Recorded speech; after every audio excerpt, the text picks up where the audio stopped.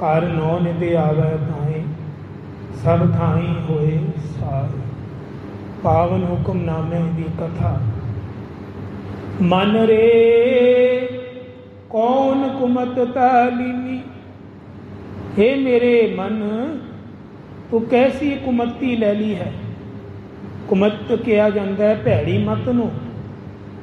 ਤਾਲੀਨੀ ਪਰਦਾਰਾ ਨਿੰਦਿਆ ਰਸ ਰਚਿਓ। ਪਰਾਈ ਇਸਤਰੀਆਂ ਤੇ ਨਿੰਦਿਆ ਦੇ ਰਸ ਵਿੱਚ ਤੂੰ ਮਗਨ ਹੈ ਬੜਾ। ਰਾਮ ਭਗਤ ਨਹਿ ਕੀਨੀ। ਰਾਮ ਦੀ ਭਗਤੀ ਤੇਰੇ ਚੇਤੇ ਨਹੀਂ। ਵਿਕਾਰਾਂ ਵੱਲ ਤੇਰਾ ਮਨ ਬੜੀ ਛੇਤੀ ਜਾ ਰਿਹਾ ਹੈ। ਕਹਿਣ ਦੀ ਵੀ ਲੋੜ ਨਹੀਂ ਤੇ ਵਿਕਾਰ ਮਨ ਵਿੱਚ ਉਤਪੰਨ ਹੋ ਰਿਹਾ। ਰਹਾਓ ਮੁਕਤ ਪੰਥ ਜਾਣਿਓ ਤਾ ਨਾਹੀ। ਮੁਕਤੀ ਦਾ ਪੰਥ ਕਿਹਾ ਜਾਂਦਾ ਰਸਤਾ, ਰਾਹ। ਜਾਣਿਓ ਤੈ ਨਾਹੀ, ਤੂੰ ਨਹੀਂ ਜਾਣਿਆ। ਧਨ ਜੋਰਨ ਕੋ ਧਾਇਆ। ਮਾਇਆ ਇਕੱਠੀ ਕਰਨ ਵਿੱਚ ਤੇਰਾ ਬੜਾ ਜੋਸ਼ ਹੈ। ਧਨ ਵਿੱਚ ਤੇਰਾ ਮਨ ਲੱਗ ਜਾਂਦਾ ਹੈ, ਕਮਾਨ ਵਿੱਚ। ਅੰਤ ਸੰਗ ਕਾਹੂ ਨਹੀਂ ਦੀਨਾ। ਅੰਤ ਵੇਲੇ ਉਸ ਧਨ ਨੇ ਵੀ ਤੇਰੀ ਸਹਾਇਤਾ ਨਹੀਂ ਕਰਨੀ। ਆਖੋ ਸਤਿਨਾਮ ਸ਼੍ਰੀ ਵਾਹਿਗੁਰੂ। ਪੂਰੀ ਜ਼ਿੰਦਗੀ ਤਿਜੋਰੀ ਭਰਦਾ ਰਹੇ, ਪਰ ਮਜ਼ੇ ਦੀ ਗੱਲ ਅੰਤ ਵੇਲੇ ਨਾਲ ਨਹੀਂ ਜਾਏਗਾ। ਬਿਰਥਾ ਆਪ ਬੰਧਾਇਆ। ਬਿਰਥਾ ਹੀ ਆਪਣੇ ਆਪ ਨੂੰ ਬੰਧਾਇਆ। ਫਿਰ ਸਾਰੀ ਜ਼ਿੰਦਗੀ ਲੱਗਿਆ ਰਹੇ। ਨਾ ਹਰ ਭਜਿਓ ਨਾ ਗੁਰਜਨ ਸੇਵਿਓ। ਨਾ ਹਰੀ ਦਾ ਭਜਨ, ਨਾ ਗੁਰੂ ਸਿੱਖਾਂ ਦੀ, ਗੁਰੂ ਜਨਾਂ ਦੀ ਸੇਵਾ ਕੀਤੀ। ਨਾ ਉਪਜਿਓ ਕਛ ਗਿਆਨਾ। ਨਾ ਕੋਈ ਗਿਆਨ ਦੀ ਗੱਲ ਉਪਜੀ ਤੇਰੇ ਅੰਦਰ। ਮਾੜੀ ਮੱਤ ਤੇ ਆ ਗਈ, ਕੋਈ ਚੰਗੀ ਮੱਤ ਨਹੀਂ ਧਾਰੀ। ਘਟ ਹੀ ਮਾਏ ਨਿਰੰਜਨ ਤੇਰਾ। ਤੇਰੇ ਤੇ ਘਟਾਂ ਵਿੱਚ ਵਾਹਿਗੁਰੂ ਸੀ, ਤੂੰ ਬਾਹਰ ਹੀ ਲੱਭਦਾ ਰਿਹਾ। ਤੇਰੇ ਦੇ ਅੰਦਰ, ਦਿਲ ਦੇ ਅੰਦਰ ਖੋਜਦਾ, ਤੈਨੂੰ ਲੱਭ ਜਾਂਦੇ ਰੱਬ ਜੀ। ਤੈ ਖੋਜਤ ਉਧਿਆਨਾ। ਤੇ ਤੂੰ ਇਸ ਸੰਸਾਰ ਵਿੱਚ ਲੱਭਦਾ ਹੈ ਪਰਮੇਸ਼ਰ। ਜੰਗਲ ਵਰਗਾ ਸੰਸਾਰ ਮੰਨਿਆ ਹੈ। ਸਾਰਾ ਸੰਸਾਰ ਜੰਗਲ ਨਿਆਈ ਮੰਨਿਆ। ਬਹੁਤ ਜਨਮ ਭ੍ਰਮਤ ਤੈ ਹਾਰਿਓ। ਬੜੇ ਜਨਮ ਹੋ ਗਏ ਭ੍ਰਮਦੇ ਹੋਏ, ਇੱਧਰ ਉੱਧਰ ਇੱਧਰ ਉੱਧਰ। ਅਸਥਿਰ ਮਤ ਨਹੀਂ ਪਾਈ। ਕੋਈ ਐਸੀ ਸੋਝੀ ਵਾਲੀ ਗੱਲ ਨਹੀਂ, ਕੋਈ ਸਥਿਰ ਮਤ ਵੀ ਨਹੀਂ ਤੇਰੇ ਅੰਦਰ। ਮਾਨਸ ਦੇ ਪਾਏ ਪਦ ਹਰ ਪਦ। ਇਹ ਜਿਹੜੀ ਮਨੁੱਖਾ ਦੇਹ ਹੈ, ਕੀਮਤੀ ਦੇਹ ਹੈ, ਇਹ ਹਰੀ ਦੇ ਭਜਨ ਵਾਸਤੇ ਪ੍ਰਾਪਤ ਹੋਈ ਹੈ। ਨਾਨਕ ਬਾਤ ਬਤਾਈ। ਨਾਨਕ ਜੀ ਨੇ ਇਹ ਗੱਲ ਸਾਨੂੰ ਦੱਸ ਦਿੱਤੀ ਹੈ, ਇਹ ਸੋਝੀ ਪਾਤੀ ਹੈ। ਗੁਰੂ ਅਰਜਨ ਦੇਵ ਮਹਾਰਾਜ ਜੀ ਕੋਲ ਨਾ ਅੱਜ ਸਿੱਖ ਆਏ ਹਨ ਪ੍ਰਸ਼ਨ ਲੈ ਕੇ। ਬੜਾ ਹੀ ਸੁੰਦਰ ਪ੍ਰਸ਼ਨ ਹੈ ਉਹਨਾਂ ਕੋਲ, ਬਹੁਤ ਹੀ ਗਿਆਨ ਵਾਲਾ। ਕਹਿੰਦੇ ਮਹਾਰਾਜ ਬਾਣੀ ਪੜ੍ਹਦੇ ਹਾਂ, ਸੁਣਦੇ ਹਾਂ, ਵਿਚਾਰਦੇ ਵੀ ਹਾਂ, ਸਭ ਕੁਝ ਕਰਦੇ ਹਾਂ, ਪਰ ਮਨ ਨੂੰ ਸ਼ਾਂਤੀ ਨਹੀਂ। ਆਖੋ ਸਤਿਨਾਮ ਸ਼੍ਰੀ ਵਾਹਿਗੁਰੂ। ਇਹ ਕੀ ਕਾਰਨ ਹੋ ਸਕਦਾ ਹੈ? ਸਾਡਾ ਮਨ ਅਸ਼ਾਂਤ ਕਿਉਂ ਹੈ ਇੰਨਾ? ਦੇਖੋ, ਸਿੱਖ ਪ੍ਰਸ਼ਨ ਲੈ ਕੇ ਆਉਂਦੇ ਸੀ ਪੁਰਾਣੇ ਜ਼ਮਾਨੇ 'ਚ, ਇਤਿਹਾਸਿਕ ਕਥਾ, ਤੇ ਅੱਜ ਕੱਲ੍ਹ ਦੇ ਵੀ ਸਾਡੇ ਪ੍ਰਸ਼ਨ ਇਹੀ ਹੈ। ਦੇਖਿਆ ਜਾਏ ਤੇ ਸਾਡੇ ਮਨ ਵਿੱਚ ਇਹੀ ਹੀ ਪ੍ਰਸ਼ਨ ਘੁੰਮਦੇ ਰਹਿੰਦੇ ਹੈ। ਇਹ ਕੀ ਹੋ ਰਿਹਾ ਸਾਡੇ ਨਾਲ? ਬਾਣੀ ਵੀ ਪੜ੍ਹਦੇ ਹਾਂ ਪਰ ਮਨ ਬੜਾ ਸ਼ਾਂਤ ਹੈ। ਇਹ ਕੀ ਕਾਰਨ? ਗੁਰੂ ਅਰਜਨ ਦੇਵ ਜੀ ਬੜੇ ਹੀ ਠੰਡੇ ਸੁਭਾਅ ਵਾਲੇ ਸਨ, ਬੜੇ ਹੀ ਸ਼ਾਂਤ ਚਿੱਤ ਹੋ ਕੇ ਉਹਨਾਂ ਦਾ ਜਵਾਬ ਦੇ ਰਹੇ ਹਨ। ਕਹਿੰਦੇ ਸਿੱਖਾ, ਤੂੰ 3 ਸਟੈਪ ਤੇ ਚੱਕ ਰਿਹਾ ਹੈ, ਚੌਥਾ ਸਟੈਪ ਤੂੰ ਜ਼ਿੰਦਗੀ ਅੰਦਰ ਨਹੀਂ ਚੁੱਕਦਾ। ਆਖੋ ਸਤਿਨਾਮ ਸ਼੍ਰੀ ਵਾਹਿਗੁਰੂ। ਪਹਿਲਾ, ਬਾਣੀ ਪੜ੍ਹਦਾ ਜ਼ਰੂਰ ਹੈ, ਗੁਟਕਾ ਸਾਹਿਬ ਤੇਰੀ ਅੱਖਾਂ ਦੇ ਅੱਗੇ ਹੈ, ਹਰ ਕੋਈ ਬਾਣੀ ਪੜ੍ਹ ਰਿਹਾ ਹੈ, ਦੂਜਾ ਬਾਣੀ ਸੁਣ ਵੀ ਰਿਹਾ ਹੈ, ਕਿੱਥੇ ਨਾ ਕਿੱਥੇ ਕੰਨ ਵਿੱਚ ਬਾਣੀ ਦੀ ਆਵਾਜ਼ ਪੈ ਵੀ ਜਾਂਦੀ ਹੈ, ਐਸੀ ਗੱਲ ਨਹੀਂ। ਤੀਜਾ ਬਾਣੀ ਦੀ ਵਿਚਾਰ ਵੀ ਕਰਨਾ ਸ਼ੁਰੂ ਕਰ ਲਈ। ਬਾਣੀ ਵਿਚਾਰ, ਹਾਲਾਂਕਿ ਇਹ ਬੜੀ ਔਖੀ ਸਟੇਜ ਹੈ, ਫਿਰ ਵੀ ਚਲੋ। ਮਹਾਂਪੁਰਸ਼ ਗੁਰੂ ਅਰਜਨ ਦੇਵ ਮਹਾਰਾਜ ਆਖਦੇ ਹਨ, ਗੁਰੂ ਜੀ, ਕਿ ਇਹ ਵੀ ਸਟੈਪ ਸਿੱਖ ਚੱਕ ਰਿਹਾ ਹੈ, ਚੌਥਾ ਸਟੈਪ ਨਹੀਂ ਚੱਕ ਰਿਹਾ, ਜੋ ਅਸ਼ਾਂਤ ਹੈ ਮਨ। ਕਹਿੰਦੇ ਉਹ ਕੀ ਹੈ? ਕਹਿੰਦੇ ਉਹ ਹੈ ਬਾਣੀ ਨੂੰ ਮੰਨਣਾ, ਬਾਣੀ ਅਨੁਸਾਰ ਜੀਵਨ ਢਾਲਣਾ। ਆਖੋ ਸਤਨਾਮ ਸ਼੍ਰੀ ਵਾਹਿਗੁਰੂ। ਮੰਨੇ ਕੀ ਗਤ ਕਹੀ ਨਾ ਜਾਏ, ਇੱਥੇ ਅਟਕ ਗਿਆ। ਫੋਰ ਐਗਜ਼ਾਮਪਲ, ਬਾਣੀ ਦੀ ਤੁਕ ਵਿੱਚੋਂ ਲੈਂਦੇ ਹਾਂ, ਨਿੰਦਿਆ ਭਲੀ ਕਿਸੇ ਕੀ ਨਾਈ, ਮਨ ਮੁਖ ਮੁਗਧ ਕਰ। ਹੁਣ ਅਸੀਂ ਬਾਣੀ ਪੜ੍ਹ ਵੀ ਰਹੇ ਹਾਂ, ਸੁਣ ਵੀ ਰਹੇ ਹਾਂ, ਵਿਚਾਰ ਵੀ ਕਰ ਰਹੇ ਹਾਂ ਕਿ ਨਿੰਦਿਆ ਨਹੀਂ ਕਰਨੀ ਚਾਹੀਦੀ। ਇਹ ਜਿਹੜੇ ਦੋਖੀ ਲੋਕ, ਮਨਮੁਖ ਜਿਨ੍ਹਾਂ ਨੂੰ ਕਿਹਾ ਜਾਂਦਾ, ਇਹ ਉਹਨਾਂ ਦਾ ਕੰਮ ਹੈ, ਪਰ ਸਾਨੂੰ ਸਮਝ ਨਹੀਂ ਆਉਂਦੀ। ਜਦੋਂ ਨਿੰਦਿਆ ਸ਼ੁਰੂ ਹੁੰਦੀ ਹੈ ਨਾ, 2-4 ਬੰਦੇ ਇਕੱਠੇ ਬਹਿੰਦੇ ਆ, ਤੇ ਫਿਰ ਇੱਦਾਂ ਰੇਲ ਗੱਡੀ ਚੱਲਦੀ ਹੈ ਨਿੰਦਿਆ ਦੀ, ਨਿੰਦਿਆ ਦਾ ਭਾਰ ਚੱਕ ਲੈਂਦੇ ਆ। ਆਖੋ ਸਤਨਾਮ ਸ਼੍ਰੀ ਵਾਹਿਗੁਰੂ। ਇਹ ਕੀ ਚੱਕਰ? ਗੁਰੂ ਅਰਜਨ ਦੇਵ ਜੀ ਕਹਿੰਦੇ ਬਾਣੀ ਪੜ੍ਹ ਵੀ ਲਈ, ਵਿਚਾਰ ਵੀ ਲਈ, ਸੁਣ ਵੀ ਲਈ, ਪਰ ਮੰਨੀ ਨਹੀਂ ਨਾ। ਮੰਨੇ ਤੇ ਆ ਕੇ ਅਟਕ ਗਈ ਤੁਹਾਡੀ ਗੱਡੀ, ਇੱਥੇ ਫਸ ਗਏ। ਕੋਈ ਵੀ ਤੁਕ ਲੈ ਲਓ ਬਾਣੀ, ਜੇ ਅਸੀਂ ਉਹਨੂੰ ਮੰਨ ਹੀ ਨਹੀਂ ਰਹੇ, ਅਮਲ ਨਹੀਂ ਕਰ ਰਹੇ, ਤੇ ਸਾਡਾ ਮਨ ਅਸ਼ਾਂਤ ਹੀ ਰਹੇਗਾ। ਆਖੋ ਸਤਨਾਮ ਸ਼੍ਰੀ ਵਾਹਿਗੁਰੂ। ਨੀਂਦ ਨਹੀਂ ਆਏਗੀ ਰਾਤ ਨੂੰ, ਬੇਚੈਨ ਰਵਾਂਗੇ, ਮਨ ਵਿੱਚ ਫੁਰਨੇ ਜਾਗਣਗੇ। ਗੁਟਕਾ ਸਾਹਿਬ ਅੱਖਾਂ ਦੇ ਅੱਗੇ ਹੈ, ਪਰ ਧਿਆਨ ਮਨ ਘਰ ਹੈ, ਅਮਰੀਕਾ ਹੈ, ਕੈਨੇਡਾ ਹੈ, ਜਿੱਥੇ ਜਿੱਥੇ ਬੱਚੇ ਧੀਆਂ ਹੈ, ਉੱਥੇ ਮਨ ਭੱਜ ਰਿਹਾ। ਇਹ ਕੀ ਹੈ? ਇਹ ਕਾਰਨ ਇਹ ਹੀ ਹੈ। ਗੁਰੂ ਅਰਜਨ ਦੇਵ ਜੀ ਕਹਿੰਦੇ ਮਨ ਨਹੀਂ ਟਿਕਦਾ, ਕਿਉਂਕਿ ਬਾਣੀ ਮੰਨੀ ਨਹੀਂ। ਬਾਣੀ ਸੁਣਦੇ, ਵਿਚਾਰਦੇ, ਸਭ ਕੁਝ ਬਸ ਪੜ੍ਹ ਗੱਡੀ ਲੱਦੀਏ, ਪੜ੍ਹੀ ਜਾ ਰਹੇ ਹਾਂ, ਪੜ੍ਹੀ ਜਾ ਰਹੇ ਹਾਂ, ਵਿਚਾਰ ਤੱਕ ਵੀ ਪਹੁੰਚ ਗਈ ਸੁਰਤ, ਕਥਾ ਵੀ ਸੁਣਨੀ ਪਰ ਮੰਨੀ ਨਹੀਂ। ਇੱਕ ਛੋਟੀ ਜੀ ਇਹਦੇ ਮਿਲਦੀ ਜੁਲਦੀ ਸਾਖੀ ਲੈਂਦੇ ਹਾਂ ਅੱਜ ਇਸੀ ਗੱਲ ਤੇ, ਬੜੀ ਸੁੰਦਰ ਸਾਖੀ ਹੈ। ਇੱਕ ਵਾਰੀ ਇੱਕ ਪਿਤਾ ਤੇ ਬੱਚਾ ਇਕੱਠੇ ਰਹਿੰਦੇ ਸੀ। ਉਹਦੀ ਮਾਤਾ ਰੁੱਸ ਕੇ ਪੇਕੇ 'ਚ ਰਹਿੰਦੀ ਸੀ, ਲੜਾਈ ਝਗੜਾ ਸੀ ਪਤੀ ਪਤਨੀ ਦਾ, ਪਰ ਪਿਤਾ ਕੋਲ ਪੁੱਤਰ ਸੀ, 14 ਸਾਲ ਦਾ ਬੇਟਾ। ਪਿਤਾ ਜਿਹੜਾ ਸੀ ਉਹ ਨਿਤਨੇਮੀ ਸੀ, ਉਹ ਸੰਗਤ ਹੀ ਜਾਂਦਾ ਸੀ ਰਾਤ ਦੇ ਸਮੇਂ, ਰੋਜ਼ 8 ਤੋਂ 9। ਉਧਰ ਸਤਸੰਗ ਵਿੱਚ ਕਥਾ ਚੱਲਦੀ ਸੀ, ਜਿਸ ਤਰ੍ਹਾਂ ਇਸ ਟਾਈਮ ਕਥਾ ਚੱਲਦੀ ਹੈ ਵਿਚਾਰ। ਉਹ ਸਾਰੇ ਰੂਟੀਨ ਤੋੜ ਦਿੰਦਾ ਸੀ ਦਿਨ ਦੇ, ਪਰ ਉਹ ਕਥਾ ਨਹੀਂ ਮਿਸ ਕਰਦਾ ਸੀ। ਉਹ ਪਿਤਾ, ਉਹਦਾ ਗੁਣ ਸੀ, ਇਹ ਗੁਣ ਹੈ, ਜਿਹੜਾ ਗੁਣ ਹੋਣਾ ਚਾਹੀਦਾ ਉਹਨੂੰ ਪ੍ਰਗਟ ਕਰਨਾ ਚਾਹੀਦਾ, ਉਹ ਗੁਣ ਸੀ ਪਿਤਾ ਜੀ। ਕਥਾ ਜ਼ਰੂਰ ਸੁਣਦਾ ਸੀ। ਇੱਕ ਦਿਨ ਉਹਨੂੰ ਬਾਹਰ ਜਾਣਾ ਪੈ ਗਿਆ, ਕੰਮਕਾਰ ਤੋਂ, ਸ਼ਹਿਰ ਤੋਂ ਬਾਹਰ।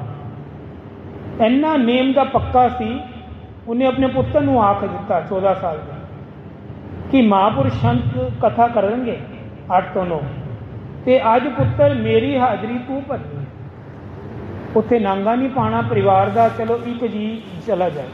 ਕਈ ਇਸ ਤਰ੍ਹਾਂ ਕਰਦੇ ਹੈ, ਗੁਰਦੁਆਰੇ ਤੋਂ ਜਿਸ ਤਰ੍ਹਾਂ ਦੂਰ ਜਾਣਾ ਪੈ ਜਾਏ ਨਾ, ਤੇ ਪਿੱਛੋਂ ਡਿਊਟੀ ਲਾ ਦਿੰਦੇ ਹੈ ਕਿ ਪਰਿਵਾਰ ਦਾ ਇੱਕ ਬੰਦਾ ਜ਼ਰੂਰ ਉਸ ਟਾਈਮ ਪਹੁੰਚੇ। ਇਹ ਵੀ ਵਿਧੀ ਹੈ, ਇਹ ਗੁਣ ਹੈ ਕਿ ਨਾਗਾ ਨਾ ਪਵੇ ਗੁਰਦੁਆਰੇ ਸਾਹਿਬ, ਪਿੱਛੋਂ ਕੋਈ ਤਾਂ ਕੋਈ ਚਲਾ ਜਾਏ ਨਾ ਪਰਿਵਾਰ ਦਾ ਜੀ, ਇਹ ਅੱਛਾ ਗੁਣ ਹੈ। ਹੁਣ ਉਹ ਪਿਤਾ ਨੇ ਪੁੱਤਰ ਭੇਜਿਆ। ਪੁੱਤਰ ਜ਼ਿੰਦਗੀ 'ਚ ਪਹਿਲੀ ਵਾਰ ਸਤਸੰਗ ਕਰਨ ਗਿਆ ਹੈ। ਉੱਥੇ ਟੌਪਿਕ ਚੱਲ ਗਿਆ, ਵਿਸ਼ੇ ਚੱਲ ਰਿਹਾ ਹੈ ਮਾਤਾ ਦਾ, ਕਿ ਮਾਤਾ ਦਾ ਸਤਿਕਾਰ ਕਰੋ, ਮਾਤਾ ਦੇ ਪੈਰੀ ਪਵੋ, ਮਾਤਾ ਦਾ ਕਹਿਣਾ ਮੰਨੋ। 3 ਵਿਸ਼ੇ ਤੇ ਚੱਲ ਰਹੀ ਹੈ ਗੱਲ। ਪੁੱਤਰ ਬੜੇ ਹੀ ਧਿਆਨ ਨਾਲ ਰੋਚਕ ਕਥਾ ਸੁਣ ਰਿਹਾ। ਜਦੋਂ ਕਥਾ ਦਾ ਭੋਗ ਪਿਆ, ਸਮਾਪਤੀ ਹੋਈ, ਰਸਤੇ ਵਿੱਚ ਉਹਦੀ ਮਾਂ ਦਾ ਘਰ ਪੇਕੇ ਘਰ ਸੀ। ਪੁੱਤਰ ਨੂੰ ਪਤਾ ਸੀ 14 ਸਾਲ। ਉਹਨੇ ਕਿਹਾ ਅੱਜ ਜੋ ਮੈਂ ਕਥਾ ਹੀ ਸੁਣਿਆ ਹੈ, ਹੋ ਸਕੇ ਤੇ ਮੈਨੂੰ ਅਪਣਾਵਾਂ, ਮੰਨਾਂ। ਉਹ ਸਿੱਧਾ ਹੀ ਆਪਣੇ ਘਰ ਦੀ ਜਗ੍ਹਾ ਮਾਤਾ ਦੇ ਘਰ ਵਿੱਚ ਵੜ ਗਿਆ। ਆਖੋ ਸਤਨਾਮ ਸ਼੍ਰੀ ਵਾਹਿਗੁਰੂ। ਮਾਤਾ ਨੂੰ ਜਾਂਦੀ ਹੀ ਉਹਨੇ ਮੱਥਾ ਟੇਕਿਆ ਜੀ, ਸਤਿਕਾਰ। ਮਾਤਾ ਨੂੰ ਪ੍ਰੇਮ ਨਾਲ ਬੋਲਿਆ ਹੈ।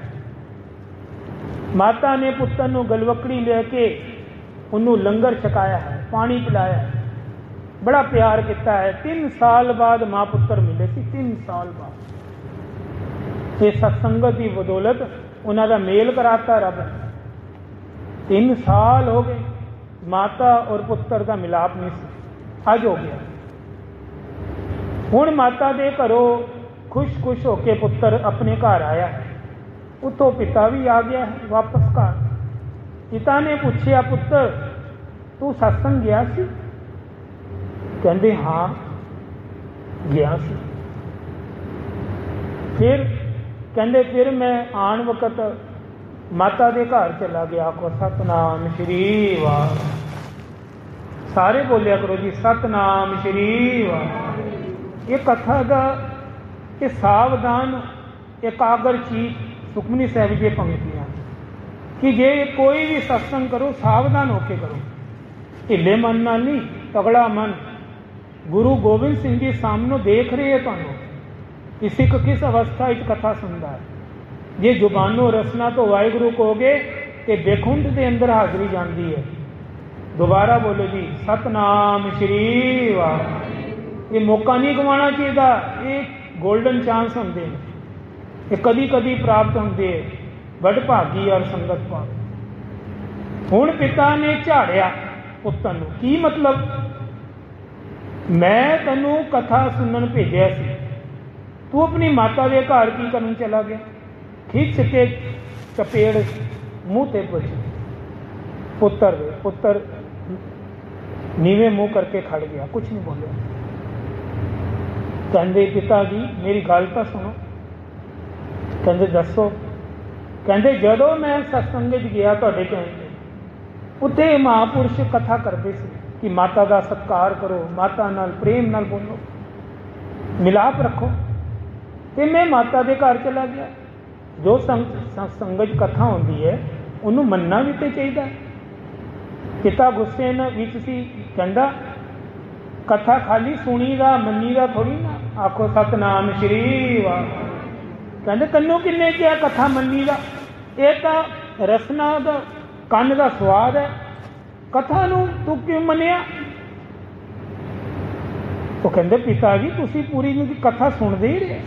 ਕਹਿੰਦੇ ਹਾਂ ਮੈਂ ਤਾਂ ਸੁਣ ਕੇ ਆਇਆ ਨਾ, ਬਸ ਸੰਗਤ ਕਰਕੇ, ਰੂਟੀਨ ਨਹੀਂ ਤੋੜਦਾ। ਕਹਿੰਦਾ ਮੰਨੀ ਨਹੀਂ ਗੱਲ? ਕਹਿੰਦੇ ਨਾ ਮੈਂ ਨਹੀਂ ਮੰਨਦਾ।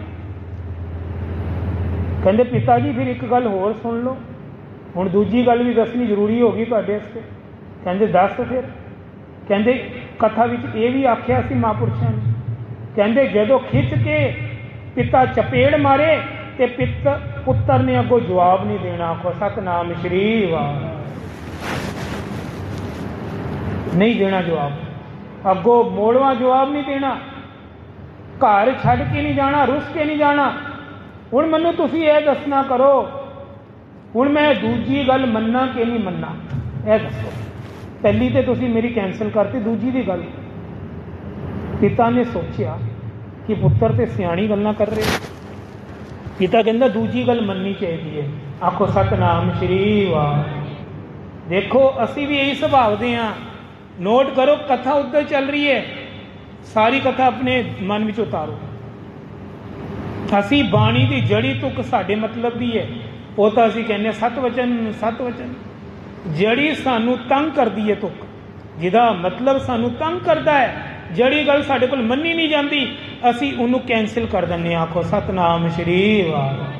ਇਹ ਸਾਡੀ ਚੋਇਸ ਵਾਲਾ ਹਿਸਾਬ ਹੋ ਗਿਆ। ਉਹ ਪਿਤਾ ਉਹਨੂੰ ਕਹਿ ਰਿਹਾ ਮਾਂ ਨੂੰ ਨਹੀਂ ਮਿਲਣਾ ਹੀ, ਪਿਤਾ ਦਾ ਕਹਿਣਾ ਮੰਨਣਾ ਹੀ। ਦੱਸੋ, ਕਥਾ ਦੋਨੋਂ ਹੋਈ ਹੈ ਤੇ ਹੁਣ ਉਹਦੇ ਵਿੱਚੋਂ ਵੀ ਚੋਇਸ ਕੱਢਤੀ ਪਿਤਾ ਨੇ ਆਪਣੇ ਮਤਲਬ ਦੀ ਖੁਸ਼ਬੂ ਢੂੰਢ ਲਈ। ਪੁੱਤਰ ਸਿਆਣਾ ਸੀ, ਪੁੱਤਰ ਕਹਿੰਦਾ ਨਾ ਤੇ ਮੈਂ ਘਰ ਛੱਡ ਕੇ ਜਾਂਦਾ ਜੀ, ਨਾ ਮੈਂ ਤੁਹਾਡੇ ਅੱਗੇ ਜਵਾਬ ਦਿੰਦਾ। ਪਰ ਪਿਤਾ ਜੀ ਮੈਨੂੰ ਉਹਨਾਂ ਨੇ ਕਿਹਾ ਸੀ 2 ਘੰਟੇ ਬਾਅਦ ਜਦੋਂ ਪਿਤਾ ਸ਼ਾਂਤ ਹੋ ਜਾਏ ਗੁੱਸਾ, ਉਹਨੂੰ ਪਾਣੀ ਦਾ ਗਿਲਾਸ ਜ਼ਰੂਰ ਪਿਲਾ ਦਿਓ, ਫਿਰ ਠੰਡਾ ਹੋਏਗਾ, ਫਿਰ ਆਪਣੀ ਗੱਲ ਰੱਖਣਾ ਦੁਬਾਰਾ, ਇਹ ਠੰਡਾ ਹੋ ਜਾਏ। 2 ਘੰਟੇ ਬਾਅਦ ਪਿਤਾ ਦੇ ਸਾਹਮਣੇ ਫਿਰ ਪੁੱਤਰ ਪਾਣੀ ਦਾ ਗਿਲਾਸ ਲੈ ਕੇ ਆ ਗਿਆ। ਹੁਣ ਪਿਤਾ ਜੀ ਨੂੰ ਪਾਣੀ ਪਿਲਾ ਰਿਹਾ ਹੈ। ਕਹਿੰਦੇ ਪਿਤਾ ਜੀ ਮੈਂ ਇੱਕ ਗੱਲ ਕਰਾਂ, ਇਜਾਜ਼ਤ ਹੈ? ਕਹਿੰਦੇ ਇਜਾਜ਼ਤ ਹੈ। ਕਹਿੰਦੇ ਮੰਮੀ ਨੇ, ਮਾਤਾ ਨੇ ਇੱਕ ਗੱਲ ਕਹੀ ਸੀ ਮੈਨੂੰ, ਉਹ ਸੁਨੇਹਾ ਲੈ ਲਓ। ਕਹਿੰਦੇ ਕੀ? ਕਹਿੰਦੇ 3 ਸਾਲ ਹੋ ਗਏ ਸਾਨੂੰ ਲੜਦੇ ਝਗੜਦੇ, ਪਤੀ ਪਤਨੀ, ਇੱਕ ਦੂਜੇ ਤੋਂ ਦੂਰ ਰਹਿ ਕੇ ਅਸੀਂ ਬੜੇ ਦੁਖੀ ਹਾਂ। ਸਾਡਾ ਪੁੱਤਰ ਵੀ ਇਹ ਜ਼ੁਲਮ ਸਹਿ ਰਿਹਾ ਹੈ। ਪੁੱਤਰ ਨੂੰ ਮਾਂ ਜ਼ਰੂਰੀ ਹੈ, ਪਿਤਾ ਵੀ ਜ਼ਰੂਰੀ ਹੈ, ਪਰ ਸਾਡੀ ਆਪਸੀ ਰੰਜਿਸ਼ ਕਰਕੇ ਸਾਡਾ ਘਰ ਵਸਿਆ ਨਹੀਂ ਪਿਆ।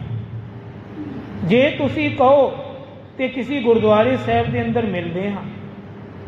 ਈਗੋ ਹੁੰਦੀ ਨਹੀਂ, ਈਗੋ, ਕੋਈ ਕਹੇਗਾ ਕਿ ਇਹ ਵੋਟੀ ਨੂੰ ਲੈਣ ਆਇਆ ਪਿਤਾ, ਜਾਂ ਪਤਨੀ ਕਵੇ ਕਿ ਮੈਂ ਆਪਣੇ ਆਪ ਗਈ ਹਾਂ, ਇਹ ਵੀ ਈਗੋ ਹੁੰਦੀ ਹੈ। ਦੇਖੋ ਵਿੱਚ ਦਾ ਰਸਤਾ ਕੱਢਿਆ, ਕਹਿੰਦੇ ਕਿਸੇ ਗੁਰਦੁਆਰੇ ਸਾਹਿਬ ਦਾ ਟਾਈਮ ਰੱਖ ਲੈਂਦੇ ਹਾਂ, ਹੁਣ ਇਹ ਝਗੜਾ ਬੰਦ ਕਰ ਦਿੰਦੇ ਹਾਂ, ਹੁਣ ਅਸੀਂ ਇਕੱਠੇ ਸੁਖੀ ਜੀਵਨ ਰਹਿੰਦੇ ਹਾਂ। ਆਖੋ ਸਤਨਾਮ ਸ਼੍ਰੀ ਵਾਹਿਗੁਰੂ। ਦੇਖੋ ਸਤਸੰਗਤ ਦੀ ਇੱਕ ਗੱਲ ਪੁੱਤਰ ਨੇ ਮੰਨੀ ਪਹਿਲੇ ਦਿਨ। ਸਤਸੰਗਤ 'ਚ ਕੋਈ ਵੀ ਕਥਾ ਬੇਕਾਰ ਨਹੀਂ ਹੁੰਦੀ, ਇਹ ਸਭ ਜ਼ਿੰਦਗੀ 'ਚ ਕੰਮ ਆਉਂਦੀ ਹੈ। ਤੇ ਕਿੰਨੀ ਕੰਮ ਆਈ। ਅੱਜ ਇੱਕ ਟੁੱਟਿਆ ਹੋਇਆ ਘਰ ਵਸਣ ਲੱਗਿਆ ਹੈ, ਕਿਹਦੀ ਬਦੌਲਤ? ਸਤਸੰਗਤ ਦੀ ਬਦੌਲਤ, ਮੰਨਣ ਦੀ ਬਦੌਲਤ। ਗੁਰੂ ਅਰਜਨ ਦੇਵ ਜੀ ਦੇ ਵਚਨ ਦੇ ਨਾਲ ਮਿਲਦੀ ਕਥਾ ਹੈ, ਮੰਨੇ ਕੀ ਗਤ ਕਹੀ ਨਾ ਜਾਏ। ਜੇ ਕਥਾ ਸੁਣਨੀ ਹੈ ਫਿਰ ਕੋਈ ਲਾਭ ਨਹੀਂ ਹੈ, ਇਹ ਤਾਂ ਕੰਨ ਰਸ ਹੈ ਕਿ ਬੜੀ ਵਧੀਆ ਕਥਾ ਸੁਣੀ ਅੱਜ ਗੁਰਦੁਆਰੇ। ਇਹ ਨਹੀਂ, ਕਥਾ ਤੇ ਉਹ ਹੈ ਜੀ ਸਿੱਖਾ ਜਿਸ ਦਿਨ ਤੂੰ ਮੰਨਣੀ ਸ਼ੁਰੂ ਕਰਦੇ। ਆਖੋ ਸਤਨਾਮ ਸ਼੍ਰੀ ਵਾਹਿਗੁਰੂ। ਇਹ ਹੈ ਜੀਵਨ। ਹੁਣ ਉਹ ਘਰ ਵਸ ਗਿਆ, ਗੁਰਦੁਆਰੇ ਦੇ ਅੰਦਰ ਉਹਦੀ ਮਾਤਾ ਵੀ ਆ ਗਈ, ਪਿਤਾ ਵੀ ਆ ਗਿਆ। ਪਿਤਾ ਨੇ ਵੀ ਹਾਂ ਕਰਤੀ, ਇਹ ਤਾਂ ਬੜਾ ਵਧੀਆ ਤੂੰ ਸਵਾਲ ਰੱਖਿਆ ਹੈ, ਇਹ ਚੰਗੀ ਕੀਤਾ ਤੂੰ, ਜੇ ਸੁਨੇਹਾ ਲਿਆਇਆ ਸੁੱਖ ਸੁਨੇਹਾ ਹੈ। ਮੈਂ ਵੀ ਚਾਹੁੰਦਾ ਸੀ, ਮੈਂ ਵੀ ਕਲਪਿਆ ਪਿਆ ਸੀ, ਹੁਣ ਤੋਂ ਅੱਜ ਤੋਂ ਬਾਅਦ ਅਸੀਂ ਤਿੰਨੋਂ ਇਕੱਠੇ ਰਵਾਂਗੇ। ਆਖੋ ਸਤਨਾਮ ਸ਼੍ਰੀ ਵਾਹਿਗੁਰੂ। ਇਹ ਸਤਸੰਗਤ ਦਾ ਲਾਭ ਹੈ।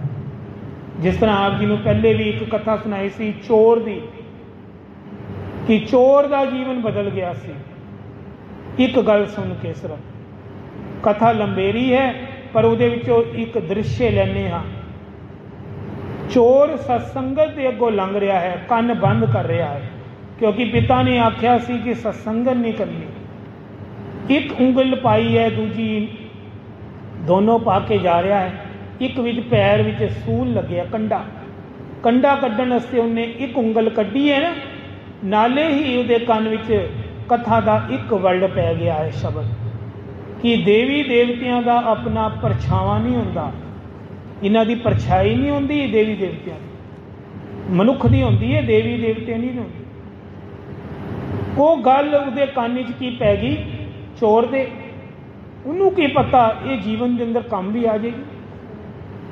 ਜਦੋਂ ਉਹਨੂੰ ਪੁਲਿਸ ਨੇ ਰਿਮਾਂਡ 'ਚ ਲਿੱਤਾ ਸੀ ਚੋਰ ਨੂੰ, ਰਾਜੇ ਦੇ ਸਿਪਾਹੀਆਂ ਨੇ, ਤੇ ਜਿਹੜੀ ਮੁਖਬਰ ਸੀ ਔਰਤ ਸੀ ਜਿਹਨੂੰ ਇਹ ਚੋਰ ਨੂੰ ਫੜਾਇਆ ਸੀ, ਉਹ ਕਹਿੰਦੀ ਮੈਂ ਇਹਦੀ ਪ੍ਰੀਖਿਆ ਲੈਣੀ ਹਾਂ, ਇਹ ਚੋਰ ਝੂਠਾ ਹੈ, ਇਹ ਹੈ ਹੀ ਚੋਰ, ਸਾਰੇ ਨਗਰ ਵਿੱਚ ਇਹਨੇ ਹਾਕਾਰ ਪਾਈ ਹੈ, ਇਹ ਜਾਣ ਕੇ ਕਹਿੰਦਾ ਮੈਂ ਚੋਰੀ ਨਹੀਂ ਕੀਤੀ, ਮੈਂ ਪੁੱਛਵਾਨੀ ਹਾਂ।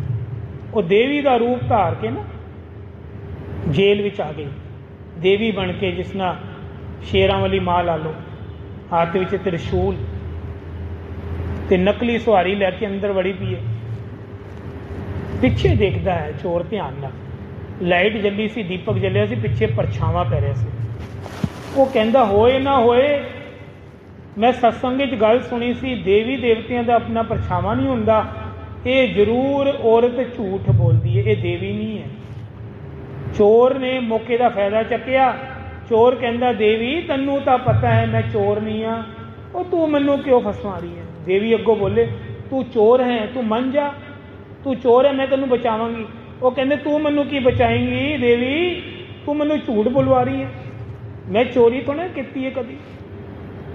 ਬਸ ਰਾਜੇ ਨੇ ਕੰਨਾਂ ਨਾਲ ਸੁਣ ਲਈ ਗੱਲ ਜੇਲ੍ਹ ਤੋਂ, ਕਹਿੰਦੇ ਇਹ ਜਿਹੜਾ ਚੋਰ ਹੈ ਨਾ, ਇਹਨੂੰ ਰਿहा ਕਰ ਦਿਓ, ਇਹ ਸੱਚਾ ਸੁੱਚਾ ਬੰਦਾ ਹੈ, ਇਹਨੇ ਕਦੀ ਚੋਰੀ ਨਹੀਂ ਕੀਤੀ। ਆਖੋ ਸਤਨਾਮ ਸ਼੍ਰੀ ਵਾਹਿਗੁਰੂ। ਫਾਇਦਾ ਸਤਸੰਗਤ ਦਾ, ਉਹਨੂੰ ਫਾਂਸੀ ਹੋਣੀ ਸੀ ਚੋਰ ਨੂੰ, ਪਰ ਉਹ ਸੰਗਤ ਦੀ ਇੱਕ ਗੱਲ ਉਹਦੇ ਕੰਨ ਵਿੱਚ ਪੈ ਗਈ ਤੇ ਉਹਦਾ ਫਾਇਦਾ ਹੋ ਗਿਆ। ਤੇ ਮਾਂ ਨੂੰ ਆ ਕੇ ਤਾਨਾ ਮਾਰਦਾ ਹੈ ਚੋਰ, ਮਾਂ ਤੂੰ ਤਾਂ ਕਹਿੰਦੀ ਸਤਸੰਗਤ ਨਹੀਂ ਕਰਨੀ ਚਾਹੀਦੀ, ਅੱਜ ਮੈਂ ਸੰਗਤ ਤੋਂ ਬਾਹਰ ਹੀ ਨਿਕਲਿਆ ਤੇ ਮੇਰੇ ਜਾਨ ਬਚ ਗਈ। ਕਹਿੰਦੇ ਤੇਰੇ ਪਿਤਾ ਜੀ ਕਹਿੰਦੇ ਸੀ, ਮਾਂ ਕਹਿੰਦੀ ਸਤਸੰਗਤ ਨਹੀਂ ਕਰਨਾ। ਕਹਿੰਦੇ ਪਿਤਾ ਤਾਂ ਚੋਰ ਸੀ ਮੇਰਾ, ਉਹਨੇ ਮੈਨੂੰ ਚੋਰੀ ਦੀ ਆਦਤ ਪਾਤੀ ਤੇ ਮੈਨੂੰ ਸੰਗਤ ਵਿੱਚ ਨਹੀਂ ਜਾਣ ਦਿੱਤਾ ਪੂਰੀ ਜ਼ਿੰਦਗੀ, ਮਿਹਨਤ ਦੀ ਕਿਰਤ ਨਹੀਂ ਕਰਨ ਦਿੱਤੀ। ਕਹਿੰਦੇ ਹੁਣ ਪਿਤਾ ਦੀ ਗੱਲਾਂ ਮੰਨ ਲੀਆਂ, ਹੁਣ ਉਸ ਸਾਧੂ ਦੀ ਸੰਗਤ ਵੀ ਕਰੀਏ ਜਿਹਦੀ ਸੰਗਤ ਕਰਕੇ ਮੇਰੀ ਜਾਨ ਬਖਸ਼ੀ ਗਈ। ਆਖੋ ਸਤਨਾਮ ਸ਼੍ਰੀ। ਉਹ ਮਾਂ ਪੁੱਤਰ ਚਲੇ ਗਏ, ਮਾਂ ਪੁੱਤਰ ਦੋਨੋਂ ਸੰਗਤ ਵਿੱਚ ਪਹੁੰਚ ਗਏ। ਕਹਿੰਦੇ ਅੱਜ ਤੋਂ ਬਾਅਦ ਰੂਟੀਨ ਬਣਾ ਲੈਣਾ, ਸੰਗਤ ਦੀ ਕਥਾ ਮਿਸ ਨਹੀਂ ਕਰਨੀ, ਸਾਧੂਆਂ ਦੀ ਸੰਗਤ ਕਰਨੀ ਹੈ, ਚੰਗੇ ਪੁਰਖਾਂ ਦੇ ਨਾਲ ਮੇਲ ਮਿਲਾਪ ਰੱਖਣਾ ਹੈ, ਜਿਹਦੇ ਨਾਲ ਜੀਵਨ ਅੰਦਰ ਖੁਸ਼ਬੂ ਚੰਗੀ ਆਵੇ। ਭਾਈ ਇਹ ਸਤਸੰਗਤ ਹੈ, ਇੱਥੇ ਕੋਈ ਵੀ ਗੱਲ ਕੋਈ ਮਨੁੱਖ ਨਹੀਂ ਕਰ ਰਿਹਾ, ਇੱਥੇ ਸਿਰਫ ਔਰ ਸਿਰਫ ਗੁਰੂ ਦਾ ਵਰਤਾਵਾ ਹੈ। ਜੋ ਵੀ ਕਥਾ ਹੁੰਦੀ ਹੈ, ਵਿਚਾਰ ਹੁੰਦੀ ਹੈ, ਇਹ ਗੁਰੂ ਗੋਬਿੰਦ ਸਿੰਘ ਜੀ ਆਪ ਕਰਦੇ हैं। आपको सतनाम श्री वाह। आप जपाए जपे सो नाम, आप गवाए सो हर गुण गाओ, ज्यों बुलावे तो नानक दास बोले। सुखमनी साहब पढ़ते हैं, कभी विचार भी तो करिए ना, कभी इस पासे समा लाना शुरू करो, जीवन बदल जाएगा तुहाडा।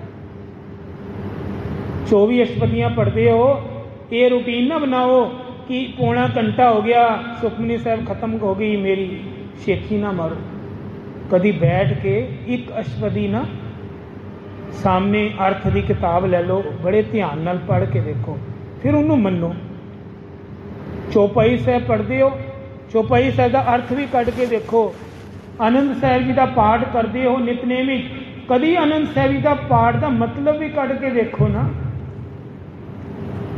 कि नेत्रा नूं की किया है। ये नेत्रो मेरे हर तुम में जोत तरी, हर बिन अवन ना देखो कोई। नेत्रा के बारे क्या है, कभी पराई स्त्री वल नहीं देखना, पराई दरबे विच हाथ नहीं लाना, ठगी चोरी नहीं करनी, ये नेत्रा नाल शुद्ध देखना है। गंदे गीत लक्चर किसी का बुरा, ये सब त्याग करना है अखा ने। ये आनंद साहब जी की उस तुक का मतलब। ये सरनो मेरियो, ये कन्ना के बारे दसिया है कि इहदे नाल गंदे लक्चर गीत नहीं सुनने, किसी की निंदिया नहीं सुननी, ये सर्वना नूं उपदेश है। हुण दसो, पाठ वही है लेकिन विचार नहीं की, कभी बाणी की विचार नहीं की, मन्नी नहीं, तो फिर असी घाटे का सौदा नहीं कर रहे। जे अगर असी विचार वाल जुड़ जावांगे, फिर उस तो बाद मन्ने की गत विच आ जावांगे, तो फिर तो जीवन ये खुशबू की तरह भजेगा। फिर तो गुरु जी कहणगे ये मेरा सिख ते मैं दा गुरु, इहदी गारंटी मैं लवांगा। को सतनाम श्री वाह। इन्हें मेरी गल्लां मनिया है, इन्हें जो भी किया है मेरे अनुसार किया, क्योंकि जो बाणी विच लिखिया है ये वो करता है, बाणी नाल प्रेम करता है। भाई आओ अपनी भी अरदास, मेरी अरदास करो महाराज, ये बाणी की विचार नाल अज जीवन के अंदर मनन की अवस्था भी आ जाए, तो ये खुशबू आ जाए, असी तेरे अगे चंगे बन सकीए ते चंगे कहलाइए। आओ सारे नाम जपो, वाहेगुरु वाहेगुरु वाहेगुरु वाहेगुरु वाहे।